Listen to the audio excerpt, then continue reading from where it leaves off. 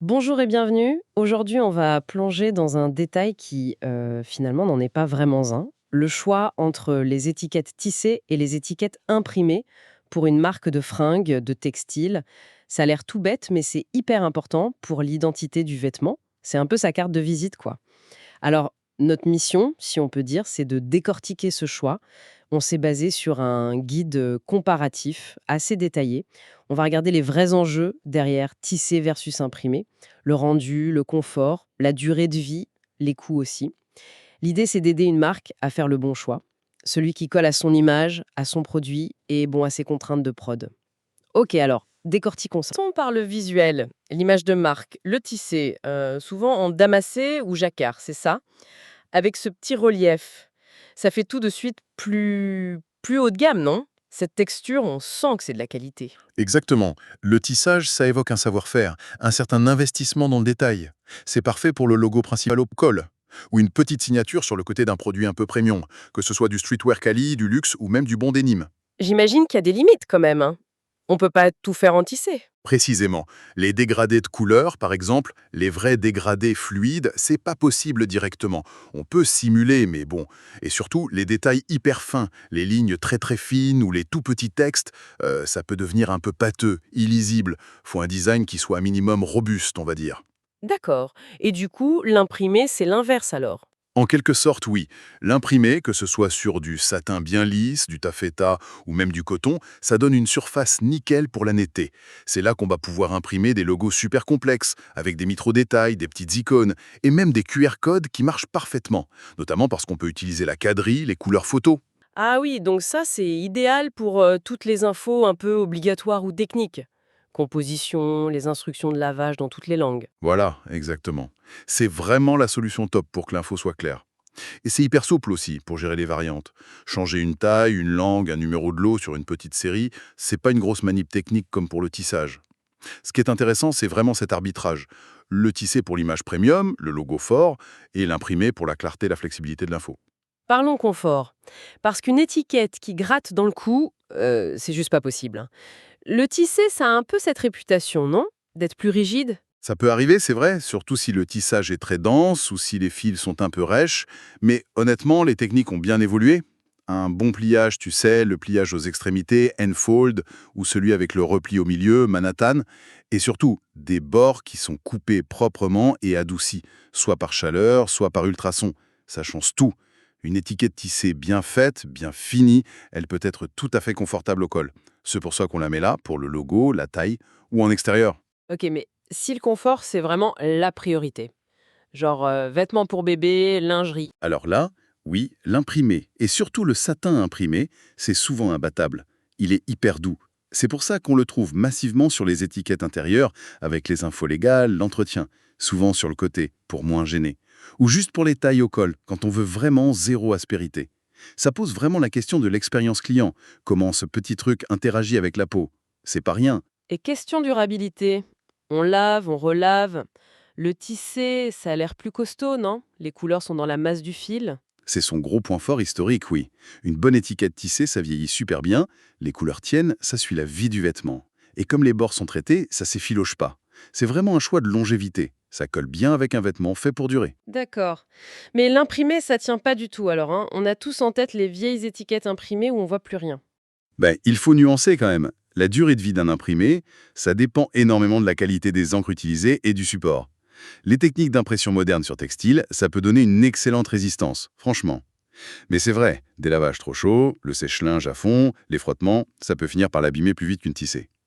Par contre, l'avantage d'un imprimé bien fait, c'est que les infos clés, genre les symboles d'entretien, ça reste lisible longtemps. Et ça, c'est crucial.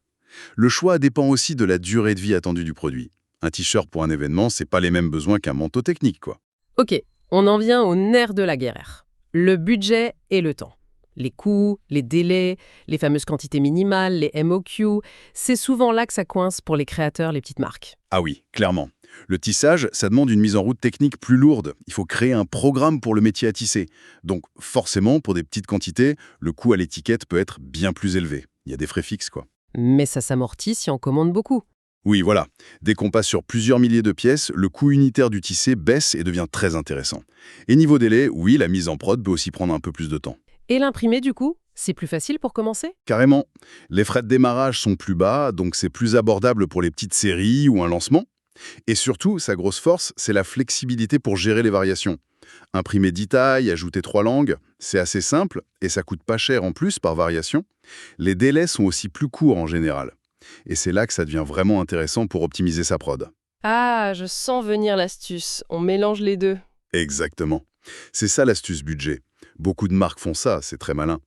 Une belle étiquette tissée au col ou sur le côté pour le logo principal, ça c'est pour l'image premium. Et puis, toutes les infos variables, taille, compo, entretien, langue, regroupées sur une étiquette imprimée en satin tout doux, planquée à l'intérieur. C'est un super compromis pour avoir le meilleur des deux sans faire exploser les coûts, surtout si on a plein de références. Logique, oui. Parlons un peu technique. Personnalisation. On disait que le tissé était limité pour les détails très fins. Oui, il faut y penser dès la création du logo ou du texte pour le tisser, des traits trop fins, genre moins de 0,3 ou 0,4 mm, ou des polices trop petites, en dessous de 6 ou 7 points, ça risque de mal sortir, de baver. Le nombre de couleurs est aussi limité par la palette de fils du fabricant. Même si on peut jouer sur les textures, les reliefs, ce qui est propre au tissage. Et l'imprimé, lui, c'est le roi du détail microscopique. Ah oui, complètement. Il gère tout, QR code, code barre, les tableaux de taille hyper complexes, le texte multilingue super dense, tout ça, ça passe sans souci. Avec des traits qui peuvent être plus fins, autour de 0,2 mm, on peut même imprimer recto verso sur certains supports. Et évidemment, pour les dégradés, les photos, les micro-pictos, il n'y a que l'imprimé qui peut faire ça. Donc le choix technique, il est vraiment lié à ce qu'on veut dire et avec quelle finesse. Un petit point rapide mais essentiel aujourd'hui. L'éco-responsabilité et la conformité légale.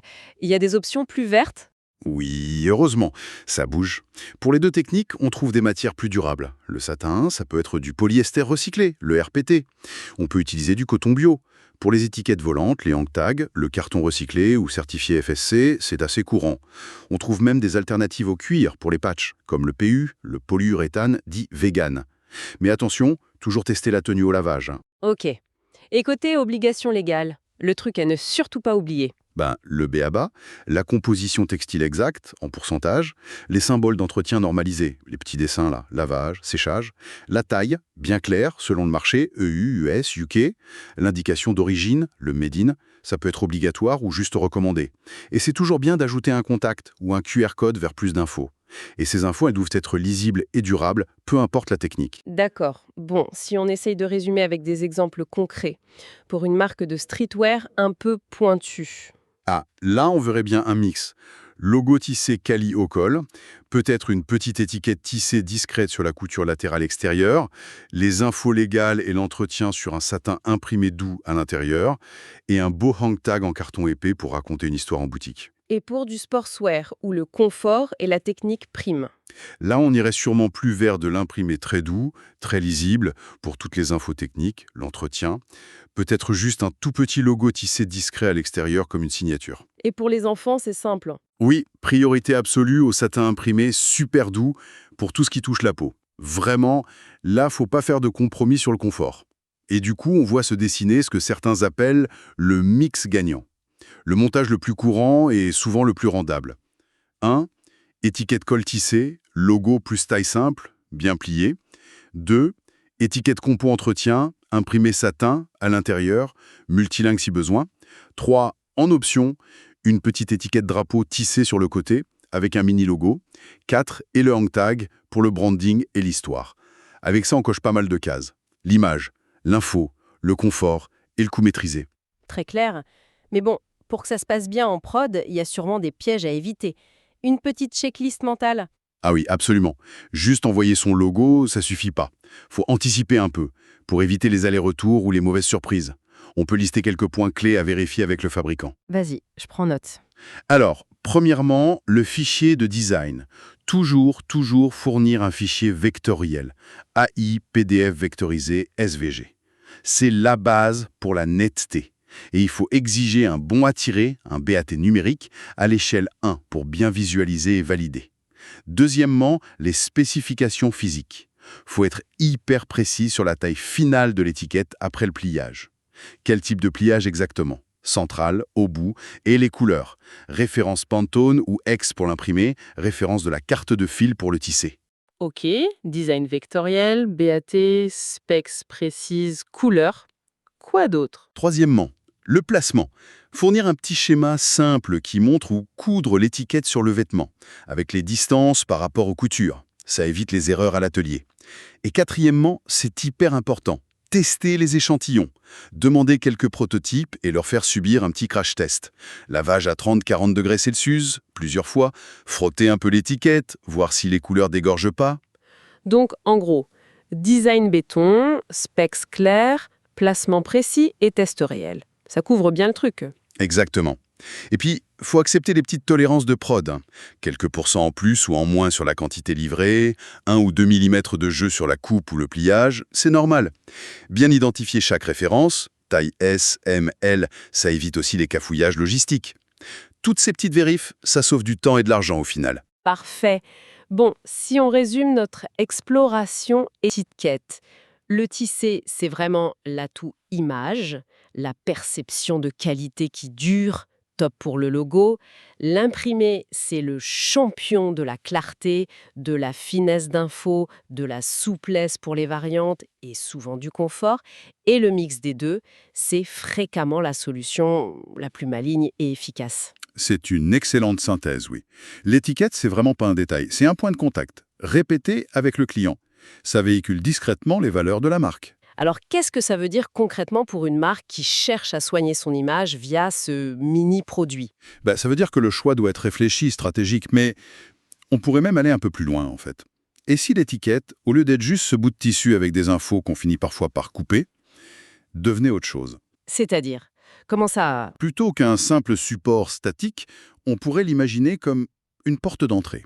Le QR code, on commence à le voir, mais son potentiel est énorme. Il pourrait renvoyer vers des tutos d'entretien vidéo, vers l'histoire de la fabrication du produit de manière transparente, vers des contenus exclusifs pour les clients ou même, pourquoi pas, vers des systèmes interactifs pour faciliter le don, la revente ou le recyclage du vêtement en fin de vie. L'étiquette de demain, elle sera peut-être connectée, interactive, elle prolongerait l'expérience bien au-delà de l'achat initial. C'est une perspective super intéressante. Ça montre que même un élément aussi classique peut encore innover. Notre exploration des étiquettes tissées et imprimées s'arrête là pour aujourd'hui. On espère que cette analyse, basée sur les infos du guide source, aura été utile. Pour passer au concret, l'étape d'après, c'est souvent de toucher la matière. Demander des kits d'échantillons aux fabricants, ça permet de comparer. Et ensuite, une demande de devis bien précise avec le logo vectoriel, les quantités par taille, l'usage prévu, ça permet d'avancer sérieusement. Merci de nous avoir suivis dans cette discussion.